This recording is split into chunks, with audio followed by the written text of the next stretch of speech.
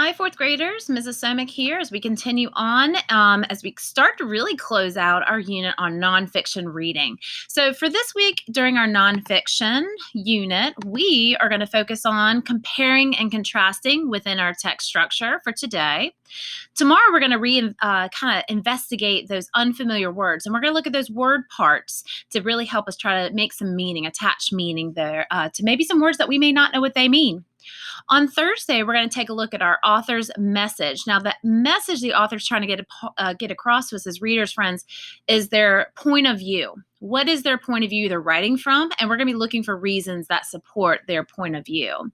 And then Friday, we're going to wrap up with a quiz on summarizing. Now, that summarizing quiz that you're going to take is going to be on a biography, and we're going to talk about what key details you need to pull out to make a proper summary for your nonfiction text. So let's get rocking and rolling here with today's lesson. Now, we've been learning that readers of nonfiction need to sort through detailed information found in nonfiction texts. When we read a text that uses the compare and contrast text structure, we're going to notice similarities and differences, okay, between two objects. So I want to quickly kind of think about, what do I mean by comparing and contrasting? What does that mean if I'm looking for similarities and differences? All right, well, let's go back here to our text structure right there. If I'm looking at similarities and differences, I want to see how objects are alike or how subjects are alike, but also examine how they are different. So I may look for some signal words if I'm looking at similarities, things like same as, similar to, alike, as well as, both, not only, but also. Now, if I'm looking for details, I may be looking for words like instead of, either or, different from, as opposed to, and I like this one here, on the other hand. So that's kind of showing how two subject matters can be very different. Now, today we're going to begin by revisiting the article from the Zoo Books magazine titled Snakes. Oh, you know, Miss Somick, I do love the topic of snakes. And as we reread this article, we're going to look for signal words and phrases that describe the similarities and differences between snakes and humans.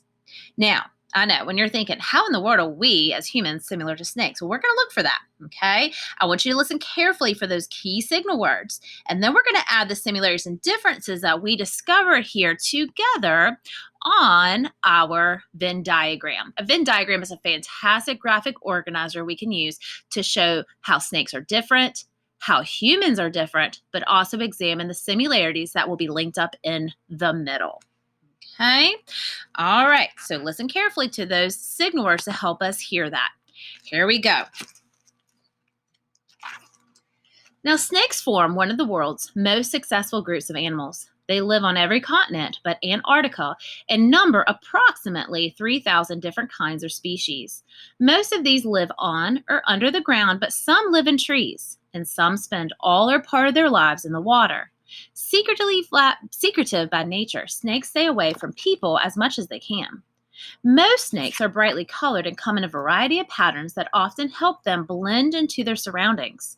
Many snakes are venomous, many are not, and all play an important role in nature. When you learn about snakes, you discover how interesting they are. Snakes are also some of the most beautiful creatures on Earth, and you can see two photographs here, my northern copperhead and my mangrove snake. All right, let's take a look here at this third paragraph. Listen for those signal words. The body of the snake seems odd when you first look at it, but it has many of the same parts that the human body has: a backbone, a heart, a stomach, and so forth. These are arranged differently, of course, but they perform the same kind of jobs for the snake as they do for us. As with all creatures in nature, the snake has a body that is adapted for the life it leads. The sheer number of different kinds of snakes that live in the world today is proof that the design of the snake is successful. Now, if you listen to that third paragraph, it says, but it has many of the same parts as the human body has. This is a great example of a signal for readers that is going to compare and contrast this section here and continue to do so in the upcoming text. The information that follows tells me that snakes and humans are the same because they both have remember what it said? A backbone, a heart, and a stomach. So we're going to include that in our Venn diagram, okay, as we continue here in our text. But let's keep reading for now. Listen for some more similarities and differences here as I go into my fourth paragraph. Because the body of a snake is long and thin, the organs must also be long and thin. The available space is limited, and as a result, some organs are reduced in size or missing. Most snakes, for example, have one large lung and one tiny lung. Sometimes they only have one lung. Many people think that snakes are all tail, but only a part of the snake is actually a tail. In some primitive types, the tail is very short, no more than a few inches long.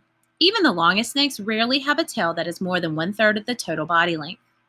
Unlike human beings, snakes keep growing until they die. Did you hear that? Unlike human beings, it's showing a difference. The rate of growth is much faster when they are young and slows down as they age. An old snake may grow only a little bit, but it will still grow. Now, here's a little text box. Let's go ahead and read it here. But remember, it does talk a little bit about shedding its skin. The snake begins by rubbing its head against something hard until the skin splits open. And then, by rippling the muscles of its body, the snake stretches the outer layer of skin and begins to wriggle it out of it. The process, the outer layer of skin is turned completely inside out. It is usually shed in one piece. All right, let's continue on with our text here as we go into the next paragraph. Every snake is strong for its size. Pound for pound, snakes have more muscles than any kind of animals. They literally muscle their way along the ground. Many types of snake also use their muscles to squeeze their prey or constrict it. Humans typically have only 33 vertebrae in their backbones. Some of the large snakes can have as many as 500. Sounds like a difference here. In general, more bones a snake has in its backbone, the more agile it is. The symmetry of a snake skeleton is one of nature's beautiful designs. All right, so I hope you were listening for those signal words there as we were finishing up our text, okay? Now, what we're going to do here is we're going to take a look at this Venn diagram. All right, and let's just kind of talk this one out. We're just practicing together because the next one is the one you're going to do on your own. Okay, now let's talk about some similarities that we were kind of introduced to here in the third paragraph. How are we and snakes similar? Remember, we both have a backbone, we have a heart, and we both have a stomach. Something else that we have in common with our snakes here? We have a body adapted for the life that they lead. Okay, so our body obviously is adapted for our life, and the same for the snakes. Now, as we talk a little bit about the body here of the snake, it is a little bit different than the human body. All right, so let's take a look. They have one large lung and one small lung. Sometimes they only have one lung. But what about a human? It's a little different for us, isn't it? Okay, we actually have two equally sized lungs. All right, something else a little different for us here. They keep growing until they die. Do we continue to grow until we die? No, we would be awfully big, wouldn't we? All right, we only grow for the first part of our lives, right? And then we reach an age where we basically maintain that same height. All right, another difference we're going to look here as we compare our snakes. They have 550 vertebrae. Do you remember how many vertebrae the humans have? Definitely not 550, that's for sure. We have 33 vertebrae, those backbones, right? And just an additional difference here that I just kind of pulled out about our snakes that made them kind of interesting and different than humans is that obviously their body and organs are long and thin because that is the shape of our snake. Were there any other differences about snakes that you guys found? I'm sure you probably heard a few others. All right, kiddos. So we've talked about those signal words. We listen for things like, as with all creatures, right? Showing similarities. Because of the body being long and thin, then obviously there's going to be a difference with our snake. Even the signal words like unlike human beings, that's showing another difference. Or humans typically, that shows how humans were a little different. Now, as you can see right there for me, what we're going to do here is we're going to listen for the same thing with our next article. Now, if you're following along in your student kit here, and I'm going to pull that up for a second, in your binders, okay? Counting now the first page here, if you're following along, this is going to actually be on page 26, and the sheet that you're going to fill out is going to be on page 27 in your binder. And you'll even see a little ML standing for Mini Lesson 6. We're going to take a look at this article here on why Pluto is no longer a planet, but you, friends, are going to be recording, okay, in your own Venn diagrams, listening for similarities and differences on Pluto and other planets. All right, well, let's keep reading and let's investigate this text. Listen for those signal words as Ms. Somick here finds our article for today by Karen Smith and Carrie Moore. On February 18, 1930, Clyde Tombaugh looked through his telescope and discovered Pluto. Pluto was then considered the ninth planet of the Sun. An 11-year-old girl named Venetia Fair from Oxford, England, came up with the name Pluto. At that time, scientists believed that Pluto was larger than it actually is. Pluto is light brown in color with a little yellow in it. It is mostly rock and ice. Astronomers, who are scientists who study the stars and planets, argued for over 10 years about whether or not to keep Pluto as a planet. Finally, on August 27, 2006, the International Astronomical Union, or the IAU, voted Pluto out as a planet. Poor Pluto. Pluto is now in a new category called Plutoids and is considered a dwarf planet. The term Plutoid is the name astronomers decided to use for all dwarf planets like Pluto. The IAU decided to downgrade Pluto to a dwarf planet by creating a new definition for the word planet. There are 3 main requirements an object must have to be called a planet. So this is going to start pulling out some differences, friends, okay, of why Pluto is a dwarf planet and not like the other planets in our solar system. The first requirement is that it must orbit around the sun, which Pluto does. Okay, so is that a difference or a similarity? It would be a similarity, right? Because Pluto does actually orbit the sun. The second requirement is that it must have enough gravity of its own to keep itself in a sphere, a ball or globe, which Pluto does. There's another similarity. The third requirement is that a planet must have a clear neighborhood or area surrounding it, which is where Pluto fails to meet the requirements of being a planet. So that's what makes Pluto similar or different? Definitely a difference. Pluto has many icy and rocky objects floating around in its orbit and surrounding neighborhood. Now, many scientists and astronomers argue about Pluto's rank as a planet. Some say that Earth, Mars, Jupiter, and Neptune all have asteroids as their neighbors in space. Another argument is that many astronomers did not get to vote on Pluto's ranking as a planet. Only 424 astronomers were allowed to vote on whether to keep Pluto a planet or not, but there are over 10,000 professional astronomers in the world. In addition to these 2 arguments between astronomers and the other scientists and the public's opinion, one scientist, Mike Brown, said the public is not going to be excited about the fact that Pluto has been kicked out.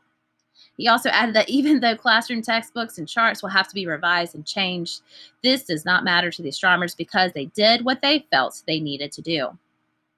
Many feel that it's an exciting time in science. Students can learn why scientists first thought Pluto was a planet and now why it isn't. The Discovery Channel store conducted a survey on August 30th through September 6th of 2006 about whether or not to keep Pluto as the 9th planet. Over 15,000 people took that survey, and more than 13,000 were in favor of Pluto staying in the solar system as a planet.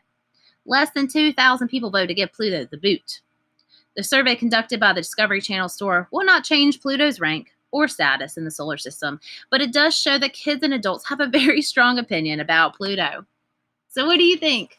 Should we boot out Pluto, you think, or should we just keep Pluto in our solar system? All right, friends. So as we know, in page 27 here of your textbooks, of your binders here, okay, I want you guys to go back through that article and talk to me about what makes Pluto different than the other planets, but what do they still have in common? Okay, especially look at those articles about maybe why Pluto should remain one of our planets. How are they similar? Okay, so I want you to go ahead, and those that are my roomies face-to-face, you'll be filling this in your binder. Zoomies, you can also fill in your binder and upload a picture, or you can fill it in on the Google Doc that I've attached. All right, can't wait to see what you guys come up with. Don't forget, friends, I do want to continue practicing for your exit slip today, comparing and contrasting in the Google form. Oh, it says from. Why don't I change that right now? Not from, form. Silly Miss Somick. Make sure you read that short little paragraph and fill in the questions. Don't forget to also attach. I want to see the Venn diagram on Pluto and versus the other planets there. And I'll be looking for both of those activities from you today. Hope you had a good lesson. Until next time.